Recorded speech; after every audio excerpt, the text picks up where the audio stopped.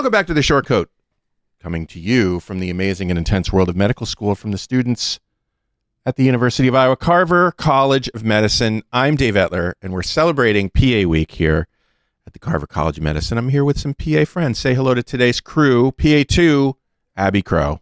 Woo, hey. PA2, Emily Mazzeo is here. Hello. PA1, David Walker Hoffbauer. Hi, guys. Happy to be here. And PA1, Jake Grow is here. Hello. Emily, our PA program at Iowa does things a little differently than other schools. Can you talk about that and maybe how it influenced or didn't your decision to come here? Sure. So a lot of schools in the country don't have the same setup as Iowa in that it's not an integrated program with the medical school. So we have the resources as well as the camaraderie of a larger medical program, but with the intimacy of a 25-person class. So that is huge and definitely influenced my decision to pursue this program. I love that I know all of my classmates personally and that I also have the larger medical class that I'm a part of. And I study with medical students, I interact with medical students, but I also have my PA cohort that I feel that I identify with in terms of personality and everything like that.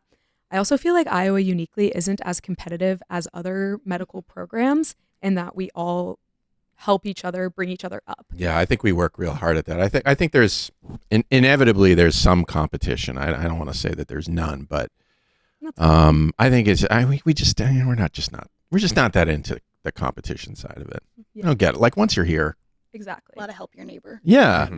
And it's pass-fail, which also helps. Oh, is it for, okay, yeah. A lot of it is pass-fail for everybody. For everyone, yeah. So preclinical curriculum is Yeah. what the MDs call it. It's pretty Same much thing. the same. Yeah. And you guys share the curriculum. You guys go through all that preclinical Absolutely stuff everything together, which as I've said, as we've said, is sort of unusual. But is it the same?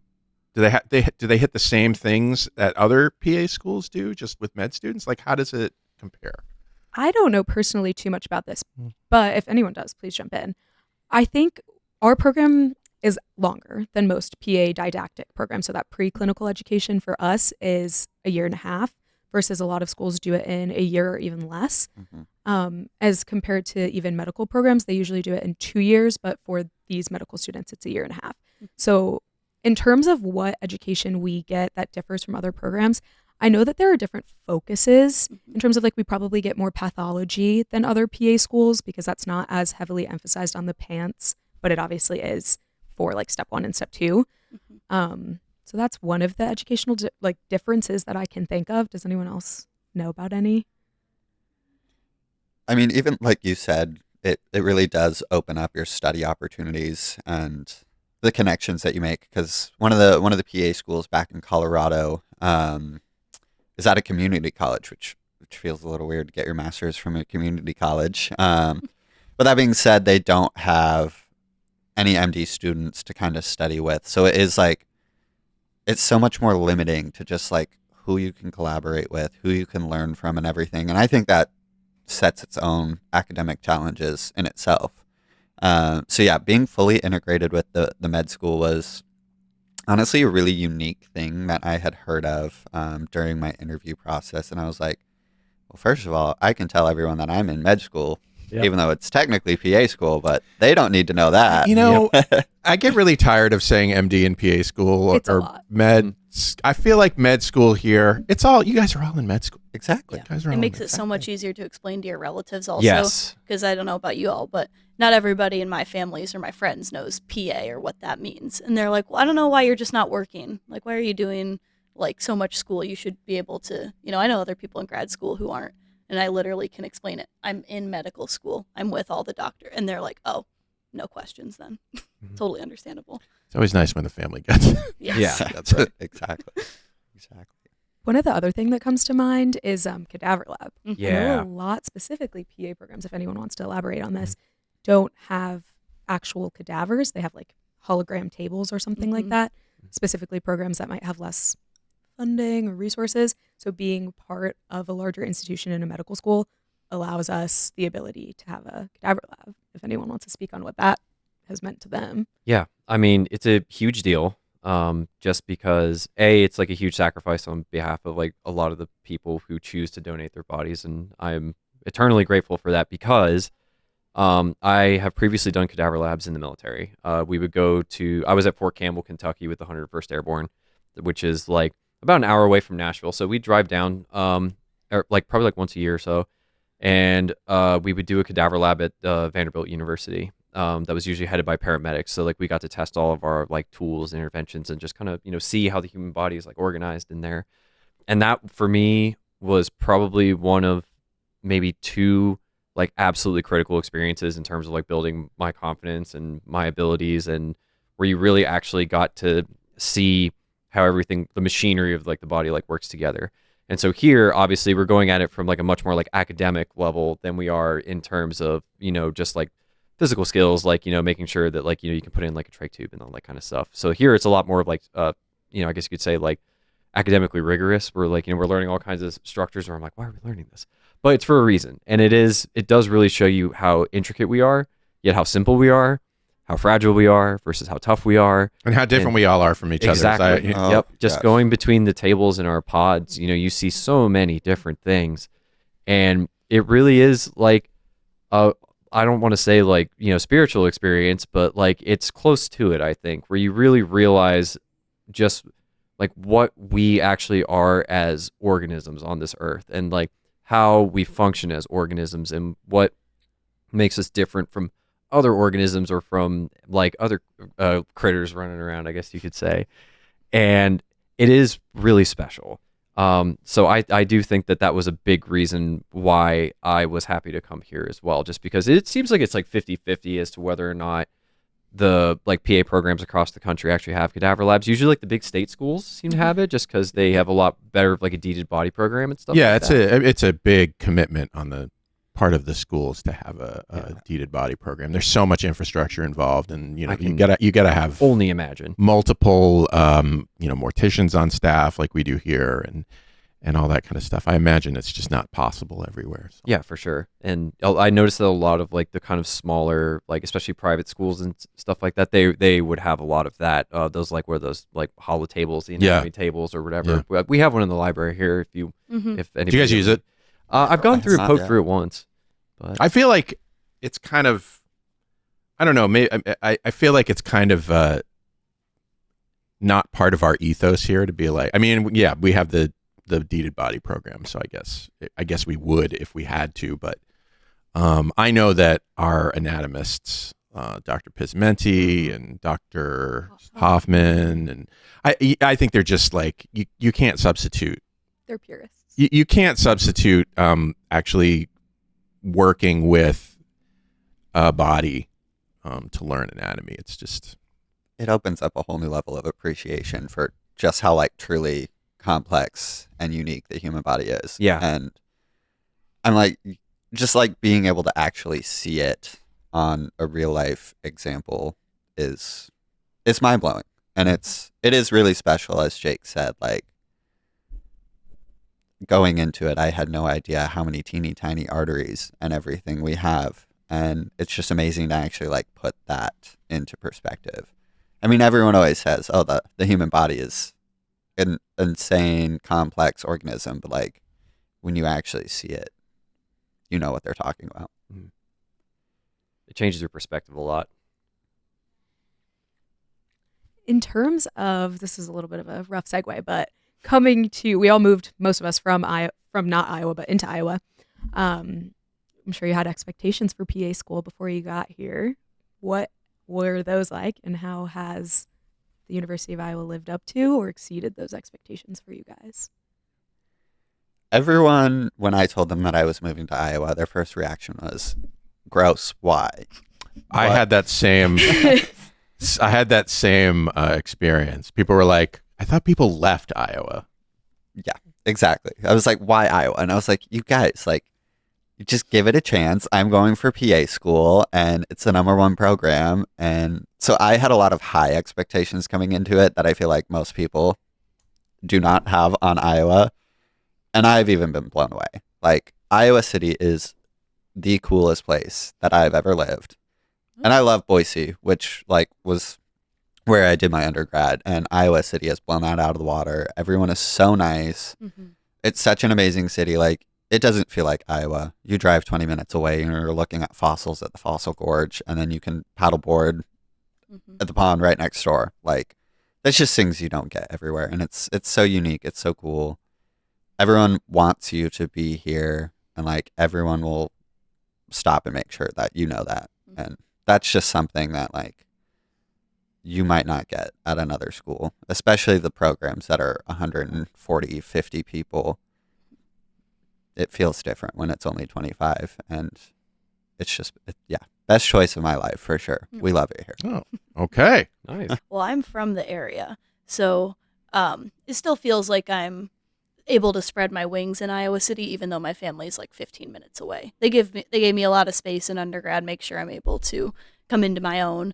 And like David was saying, I just love the atmosphere in Iowa City. It doesn't feel like the rest of the Midwest or where some of the small towns that some of my family lives. It's very cultural. There's so many like restaurants, there's festivals. They have Jazz Fest in the summer, like Rock the Chalk in the fall. There's lots of art. There's so many good writing programs and like poetry things. There's great atmosphere with the football season. I love Hawkeye sports, especially basketball in the winter too. Something else to do.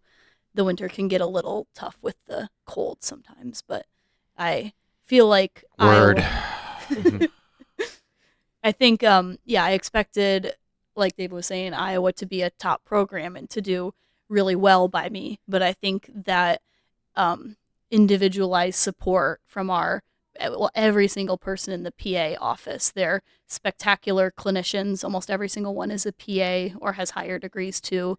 And they work part-time, most of them, and still work in our administrative services doing their normal jobs and serving as advisors for us. They're on lots of different committees within the state leadership for PA societies or just locally. And still they make time for you. You can walk in their office anytime and they're like, let's talk. And if I need to cry, they're like, here's a tissue. Well, let's talk it out. And they give that good perspective of, we know this is a really, really hard time in your life, but we're going to make sure you get there. Mark Dubé, one of my favorite PA faculty, my advisor, he said once that I like to treat you all like peers because in a few years you're going to be my colleagues. You're going to represent our profession. And I think that everyone in our office is just really so supportive, and I love it. I would have to like echo that so many times because I had expectations of coming into PA school and it being hard, the hardest 2 years of my life. And I knew that that was fact, but it hasn't felt that way because of the support of the faculty. I feel every day that I could mess up in the biggest way and they would help me figure it out. And just even having that knowledge and that support system behind you makes you so much more brave to make those big mistakes or even just give it a chance and see how it goes. So I would say that that is somewhere Iowa has exceeded my expectations, specifically is in terms of the staff and the family feel of the program, just giving you that extra confidence you need to learn and succeed at this point in your career. Yeah, I got to echo that. Mark is also my advisor, and so far he's been like my biggest cheerleader. Because when I got here, I definitely had some like, imposter syndrome kind of stuff going on where like, I was just a dumb soldier. I was a history major, like that kind of stuff. And, hearing about some of the people in our class who are like, biochemistry majors and who have done like amazing things, like, who already have master's degrees, who worked in, fields that I could never imagine working in, like neurology and stuff like that, where I am not a neuro person at all. I still am not. But like meeting all of them, I was like, oh man, should I be here? And like, I definitely like needed like the first 2 or 3 weeks here to kind of get my footing, find like a good like study schedule and everything like that. And it was almost a little freaky to me how quickly Mark was like, like, no, come here. And like, was just like, yeah, was like, no, you'll be okay, bud. And I was just like, oh, wow, thanks. I didn't know I needed that. Cause like, in the military, like we're all really close for the most part, we have our favorite people and everything like that. But in the end, we're on the same team. So if we have a job to do, we make it work.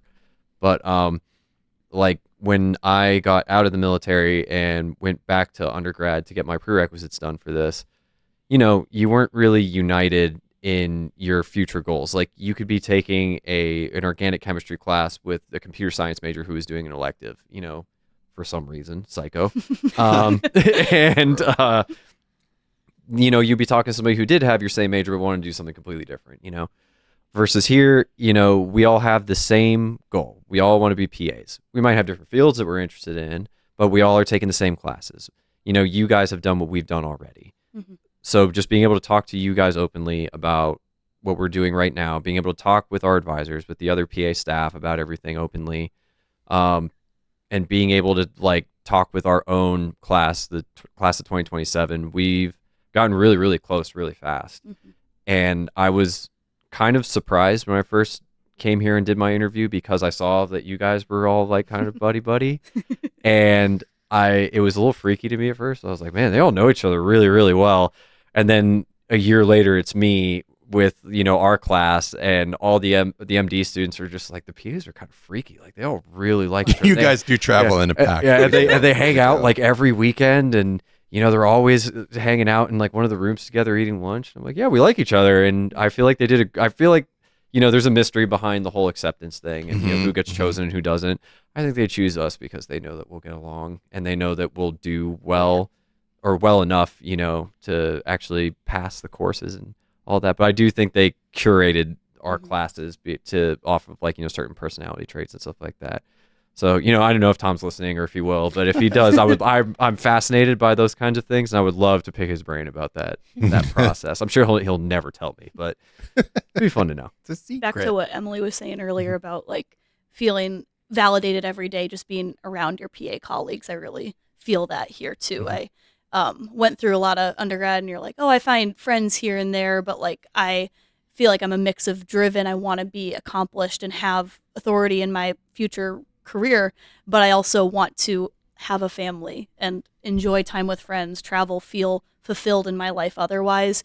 And I think one of the also strengths of combining with the MD program is feeling every day like I'm validated in the choices that I'm making to stay here. The people around me in the PA program just seem like me. Such fast, natural friendship is really rare, and it's amazing to feel that here. And if all of that sentiment isn't enough to drive you to want to apply to Iowa City has some of the best mac and cheese. I just had to throw that in there. From where? Where is it? Yeah. Everywhere. What? Everywhere has the best mac Have you and been cheese. deprived of mac and cheese in your life? No, but that's just like something else that I wasn't expecting from Iowa. Nice people, great program, fantastic mac and cheese. I want a list be the of all slogan. these things. Incredible. Yeah. I can do that. I just had to throw that out Good. in case someone was on the fence. Good. The mac and cheese board will be very excited to hear that your endorsement. So you mentioned one of your challenges was overcoming imposter syndrome. Mm-hmm. Were there other challenges, you guys? Every day. Every week feels like a challenge. Yeah. Yeah. Yeah. It's like new every week. Something just, kind of acts as a speed bump or whatever, whether it's something we're learning in class or I got something else going on. I'm trying to struggle, maintaining my humanity, like my personality throughout this thing. It just depends on the week.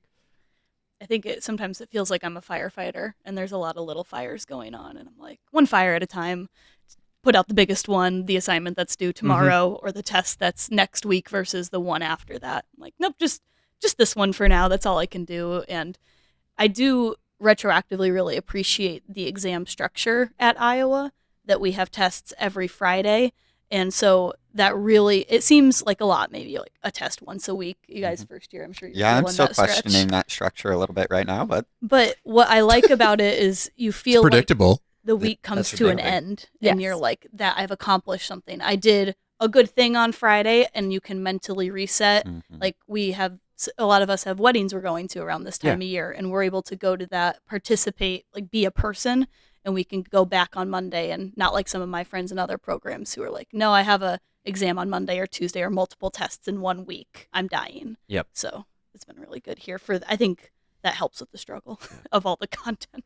That killed me in undergrad was, there would just be 1 or 2 weeks per semester where everything would line up and I would have 3 or 4 tests in 1 week. And that was like devastating for my mental health. And it's honestly just a relief knowing that is not possible. It will not happen here. On Fridays, you take your test, you have 24 hours off, and then you keep going from there. You know, Mhm. prepare to shift gears to whatever other subject you got next week. Mhm. I think one of the unique challenges that this is probably so common for anyone in a grad program that doesn't have to do with academics is seeing everyone in your life that's your age Yes. doing life things like getting married and having kids and all of this stuff. And you're just here for 2 years, really in the process. And it's so unique and it's so special. And I'm so glad I'm doing it with people that have the same mindset as me. But it's hard to see everyone else working a job and traveling and doing all of those things that we kind of have a 2 year, 2.5 year, 3 year hold on so that we can develop our profession. But it's worth it at the end of the In day. the long run, it'll be Mhm. good. And sometimes I just have to turn off my phone Yeah. and be like, stop looking at Instagram. It's hard not having money right now, too. Yes. Oh, so yeah. hard. Because I'm spending the money that isn't mine like I do. So I don't recommend that. But Thank you, taxpayers. Yeah. Jake can't relate. Well, Shortcoats, if you have something you want to say about today's show, something you want to hear about someday, a question you have, go to theshortcut.com/tell us and send us a message. Otherwise, that's our show. Until next time, I'm Dave Etler saying don't let the bastards get you down. Say bye, everybody. bye. Bye.